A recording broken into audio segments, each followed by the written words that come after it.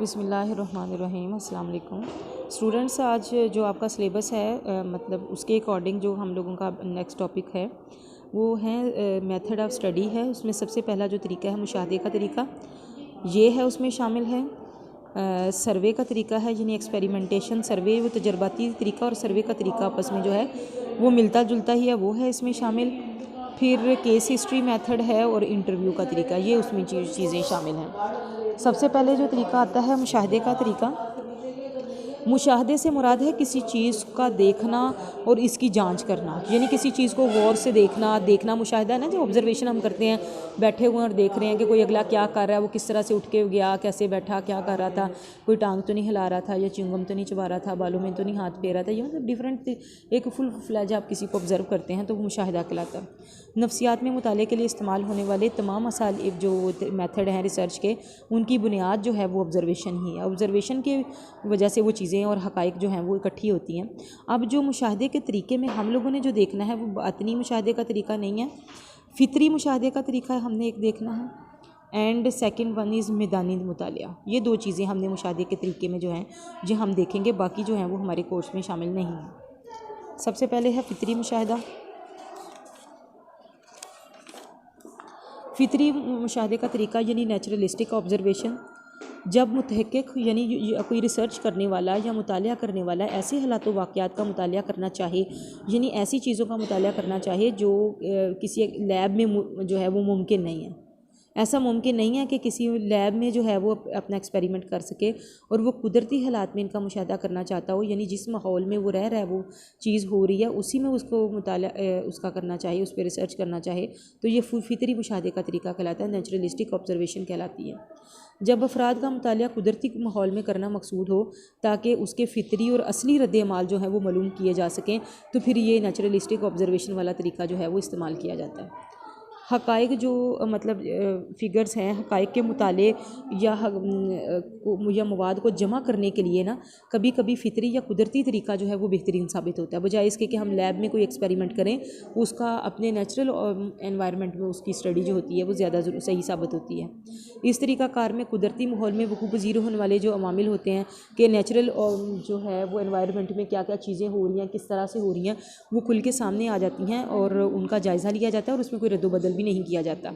इस तरीके में भी सर्वे और तजर्बाती तरीके की मानद जो है बाकायदा प्लानिंग की जाती है। तमाम मराहल का इंतहाई एहतियात से मुशाहदा किया जाता है कि कौन सी चीज़ जो है पहले तो ये देखा जाता है कि मसले की नोयत क्या है, उसकी वजाहत की जाती है, किन अफराद का मुतालिया करना है, कौन किस बिहेवियर को जो है वो ऑब्ज़र्व करना है, किस जगह पे किस टाइम में, ये सारी चीज़ें, और कौन सी टेक्निक इस्तेमाल की जाएगी, क्या कैमरों से उसको नोट किया जाएगा या वैसे ऑब्ज़र्वेशन की जाएगी या किस तरह से, ये सारी चीज़ें उसमें देखी जाती हैं।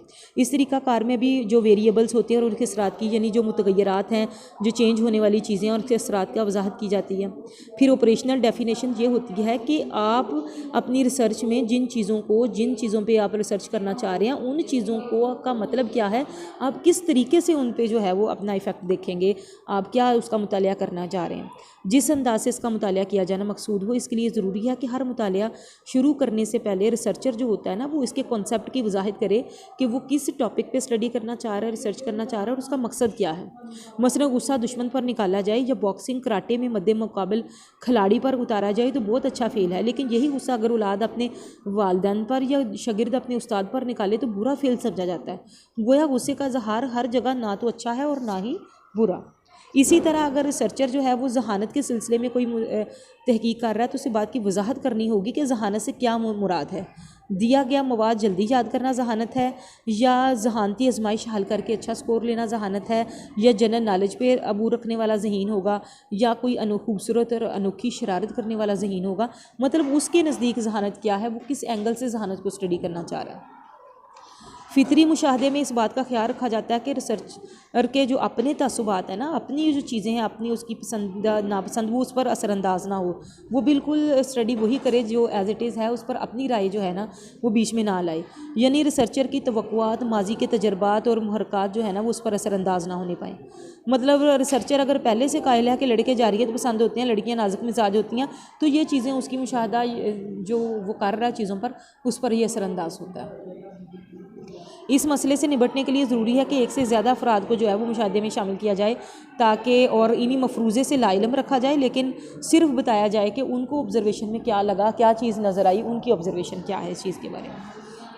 अहमियत क्या है अब इसकी, जब मुशाहदे और मुताले के दीगर तरीके जो हैं वो मालूमात को मसक कर रहे हों, जब हम लैब में या इधर उधर जो है वो हमारी जो हम रिसर्च करना चाह रहे हैं वो सही तरीके से रिसर्च ना हो रही हो, तो फिर जो फितरी मुशाहदे का तरीका होता है वही सही साबित होता है। जानवरों का तजर्बागाह में मुताला करना तो बिल्कुल गलत है, क्योंकि कुदरती माहौल में जानवर अपने किरदार का सही मुजाहरा करेगा, लेकिन वो जैसे ही माहौल चेंज होगा वो सही किरदार शो नहीं कर सकेगा। अफराद के लिए भी कुदरती मुशाहदा बड़ा ज़रूरी है, इससे शख्सियत के बहुत सारे गोशे सामने आ जाते हैं। किसी को जांचना हो, परखना हो, तो तजर्बागाह में तो वो अपना उस तरह का बिहेवियर शो नहीं करेंगे। मसलन अपने मामला सुलझाने में सास बहू, बाप बेटा, मियाँ बीवी या लड़का हमसाया या इस क्या गुफ्तगू करते हैं, क्या लाए अमल इख्तियार करते हैं, वो नेचुरल सेटिंग में ही सही नज़र आएगा, मतलब लैब में वो ठीक नहीं हो सकेगा। इसी तरीक़ाकार से वसी मालूमात हासिल होती हैं, सही चीज़ें पता चल जाती हैं। जब लोगों को एहसास होता है ना कि उनका मुशाहदा किया जा रहा है, तो फिर वो अपना तर्ज़ अमल बदल देते हैं, अपना बिहेवियर चेंज कर लेते हैं। लेकिन जब उन्हें पता ना हो तो फिर वो वही नेचुरल रिस्पॉन्स देते हैं जो पहले से चल रहा होता है। बच्चे मासूम होते हैं, जब इन्हें तजर्बागाह में लाया जाता है तो वो मसनूई माहौल से घबरा जाते हैं, इन्हें असली किरदार पेश नहीं कर सकते। ऐसे कुदरती सानहे जो तवील अरसे बाद या कभी कभार हों और वो इंसानी ज़िंदगी पर, इंसानी किरदार पर क्या असरात लेकर आते हैं, इनका भी जो तजर्बागाह में मुशाहदा मुमकिन नहीं। मसलन सैलाब, ज़लज़ले, आतिशज़दगी, इस तरह की चीज़ें होती हैं। ज़ाहिर है लोगों पे क्या इफ़ेक्ट पड़ता है ये रियलिटी में जाके ही, उनकी नेचुरल सेटिंग में देखने से ही हमें पता चलता है। बाकी जगहों पर बैठ कर हम इसको करना चाहें तो वो नहीं हो सकता। ये तरीक़ाकार एक और मसला इस तरीके में रुकावट का बाइस बनता है कि ये हर एक के लिए काबिल अमल नहीं है। ज़ेर मुशाहदा किरदार उस वक्त तक ज़ाहिर नहीं होता जब मुतक़िक़ इसका मुताला करना चाह रहा हो। अब ये देखें ना कि जो हम बिहेवियर उसका स्टडी करना चाह रहे हैं, क्या पता वो कब बिहेवियर उसका वो बने, कोई उसको तब गुस्सा दिलाएगा या उसको गुस्सा आएगा तो ही वो गुस्से का इज़हार करेगा ना। तो इसका हमें गुस्से का इंतज़ार करना चाहिए, फिर ये कि कब वो ऐसा करे और कब हम जो है उसको स्टडी कर सकें। Second one is field study method, मैदानी तरीके मुताले का तरीका। इससे मुराद ऐसा मुशाहिदा है जो तजर्बागाह से बाहर किया जाए। अगरचे फ़ितरी मुशाहिदा भी तजर्बागाह से बाहर किया जाता है और ये आपस में मिलता जुलता भी है, लेकिन थोड़ी बहुत इसमें चेंजेस भी हैं।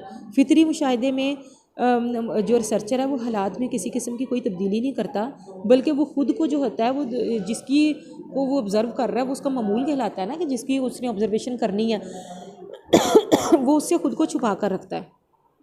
इसके बरक्स मैदानी मुताले में जो क्या होता है कि वो ख़ुद को सामने भी ला सकता है क्योंकि उसके पास गुंजाइश होती है। ये तरीका इनफरादी ग्रोही दोनों तरह से असरअंदाज होता है। इसमें ना दो तरीके हैं, शरीकशुदा मुशाहिदा और गैर शरीकशुदा। जो पार्टिसिपेंट ऑब्जर्वेशन होती है ना, इस तरीक़ाकार में मुतहक्किक मुतलका आबादी या ग्रोह में शामिल होकर उसका हिस्सा बन जाता है जिसका उसने रिसर्च करना।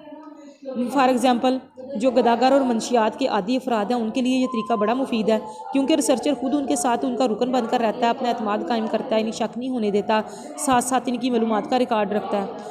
नशावर अफराद के साथ झूठ मूठ का नशा करके इनके साथ सोता जागता है ताकि मालूम कर सके कि नशा कहाँ से मिलता है, कौन ला कर देता है और कब ला कर देता है। बेशतर ममालिक के हुकूमती और निजी इदारे जो है ना वो ख़ुद अपनी टीम्स और लोगों को बीच में शामिल करके इस किस्म की जो हैं वो चीज़ें बनाते हैं, मालूमात इकट्ठी करते हैं और फिर इसको मकासद के लिए इस्तेमाल करते हैं। इसमें अमेरिका की FBI, इसराइल की मोसाद, ईरान की सवाक और हिंदुस्तान की रा, पाकिस्तान की ISI, ये मशहूर एजेंसियां हैं जो अपनी इन्फॉर्मेशन जो है वो उसका पार्ट बन के भी इन्फॉर्मेशन उनसे ले लेती हैं और फिर वो आगे अपनी अपनी कंपनीज़ को जो हैं वो अपनी अपनी एजेंसीज़ को सप्लाई करती हैं। गैर शरीकशुदा मुशाहिदा इस तरीक़ाकार में मुतहक्किक आबादी या ग्रोह का हिस्सा नहीं बनता, बल्कि इनसे अलग रहकर जो है मुशाहिदा करता है। इस मकसद के लिए जदीद आलात मसलन टेप रिकॉर्डर, खुफिया कैमरे वगैरह भी जो हैं इस्तेमाल किए जाते हैं। अमूमन जो डॉक्यूमेंट्री फ़िल्में हैं वो इसी तरह से तैयार की जाती है, मसलन फसल की कटाई, बुवाई, मेले ठेले, कबायली या पहाड़ी लोगों के रस्म व रिवाज जो हैं वो कैसे बनाए जाते हैं, ये वहाँ पे जो लोग कर रहे होते हैं वहीं पे अलग रह के उनकी जो उन पर फिल्माया जाता है। इसकी एक टेक्निक है जिसे लॉस्ट चाइल्ड टेक्निक भी कहते हैं। इसमें एक जो कम उम्र बच्चा जो है किसी बारूनक बाज़ार में छोड़ दिया जाता है और लोगों को ये तासुर दे दिया जाता है कि वो बच्चा वालिदैन से बिछड़ गया है। रिसर्चर छुप कर देखता है सारा कुछ कि कौन उससे क्या करता है, लोग उसकी मदद करते हैं, इसका तमाशा देखते हैं। कुछ लोग जो हैं वो कहते हैं उसको अपने साथ ले जाना चाहते हैं और फिर वो जब ये देखता है ना कि सूरत हाल बेकाबू हो रही है, तो फिर वो सामने आ जाता है, लोगों का शुक्रिया अदा करता है और बच्चे को ले जाता है। गैर शरीक शुदा मुशाहदे की एक और मिसाल में रिसर्चर शहरियों के जज्बा तावन के मुताले के लिए एक खतून को गाड़ी का बोनट खोलकर किसी मरूफ शाहरा पर खड़ा कर देता है, फिर कैमरे की मदद से देखता है कि लोग क्या करते हैं। कुछ खतून की मदद को आते हैं, फिर देखता है कि किस हद तक मदद करते हैं, कोई फ़ितरे जो हैं वो कस लेते हैं, कोई मुकैनिक को बुलवाने की पेशकश करते हैं। ये तमाम सूरत हाल जो है वो तजर्बागाह में पैदा नहीं की जा सकती। इस तरह के असली और फितरी रद्द-ए-अमाल जो हैं वो कुदरती माहौल में ही जो हैं वो पैदा किए जा सकते हैं। और इस सिलसिले का अहम बात यह है कि मुशाहदे का असल मकसद लोगों की फलाह बहबूद होता है या किसी चीज़ की रिसर्च फाइंडिंग देखना होता है, लोगों को धोखा देना और इन्हें बेवकूफ़ बनाना नहीं होता।